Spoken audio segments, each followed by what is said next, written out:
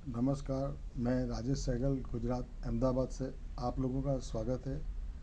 अभी हम बात करेंगे जो अभी गुजरात के अंदर विधानसभा के इलेक्शन है।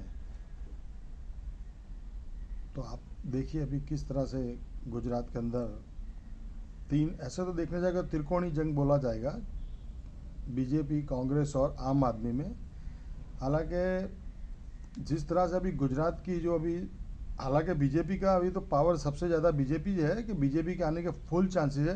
पर अभी जो 2-4 दिन से जिस तरह के रैलियों का प्रभाव है और जो मतलब अभी जो एट प्रेजेंट जो सिचुएशन बन रही है, क्योंकि कहीं ना कहीं आम आदमी अभी काफ़ी ज़्यादा हैवी हैवी पड़ रही है ऐसा लग रहा है।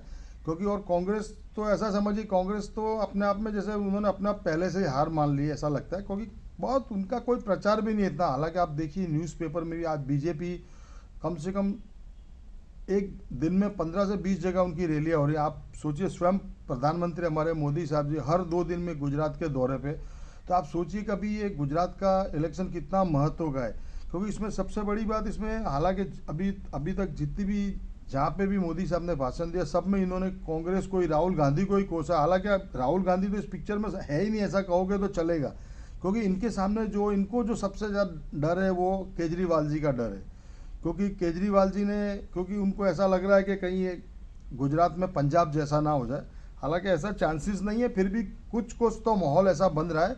क्योंकि कहीं ना कहीं बीजेपी अपने आप को इनसिक्योर फील कर रही है। आप सोचिए देश का प्रधानमंत्री आज, हालांकि बहुत जगह पे इलेक्शन हुए हमारे इंडिया में, इस तरह से हमारे मोदी साहब ने प्रचार नहीं किया। हर 2 दिन के बाद हमारे होम मिनिस्टर अमित जी हैं, मोदी साहब है, हर 2 दिन में पूरे गुजरात में कहीं ना कहीं रैलियां कर रहे हैं। क्योंकि इनको इनको केजरीवाल जी का डर लग गया है। क्योंकि कुछ माहौल ऐसा बन रहा है।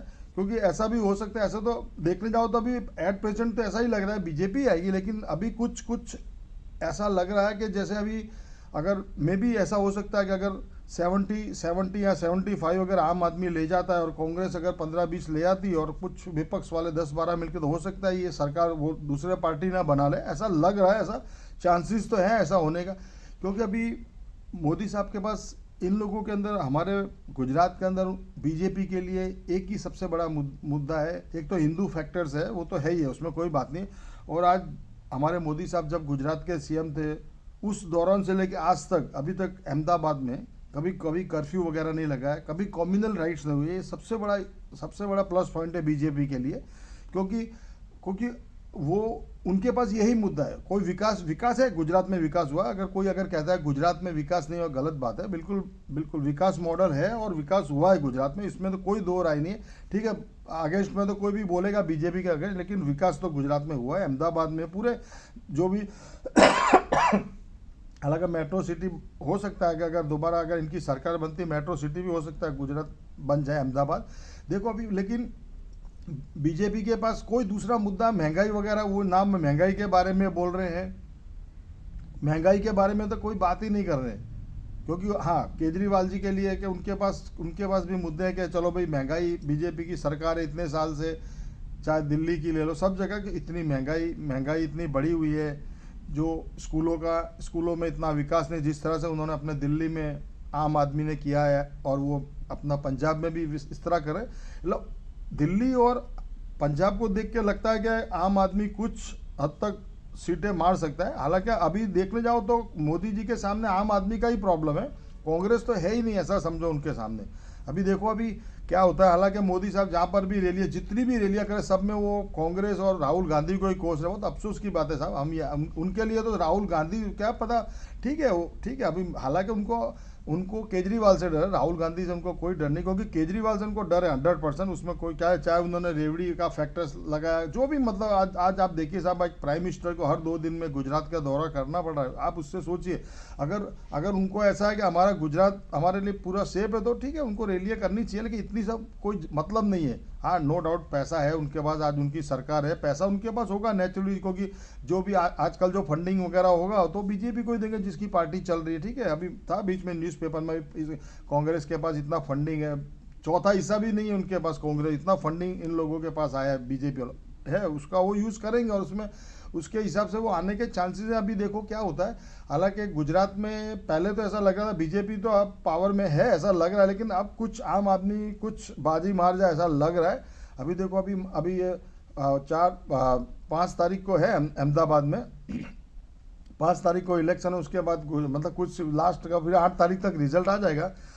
देखो उसके बाद क्या होता है। हम तो यही चाहेंगे, चाहे किसी की भी सरकार हो, एक ही की सरकार आनी चाहिए, मिली जुली सरकार नहीं आनी चाहिए। हम ऐसा चाहते हैं, क्योंकि मिली जुली में क्या फिर प्रॉब्लम्स रहते हैं। जैसे अभी महाराष्ट्र में चल रहा है, आप देख लो सब जगह कुछ ना कुछ प्रॉब्लम चलती है। लेकिन अभी कहीं ना कहीं बीजेपी को 100% डर बैठा हुआ है कि ये कहीं बाजी आम आदमी ना मार जाए, क्योंकि आम आदमी के चांसेस तो है साहब।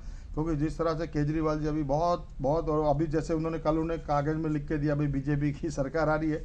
हालांकि मैं न्यूज़ चैनल में देख रहा था, वो बोल रहे थे भाई ऐसा कैसे वो कह सकते हैं। कोई आज तक के किसी इतने सालों की राजनीति में किसी ने ऐसा नहीं लिख के दिया कि भाई हमारी सरकार आएगी। ये मतलब उसका सब है, वो एक दूसरे का सब वो तो रोना लगा रहता किसी का भी।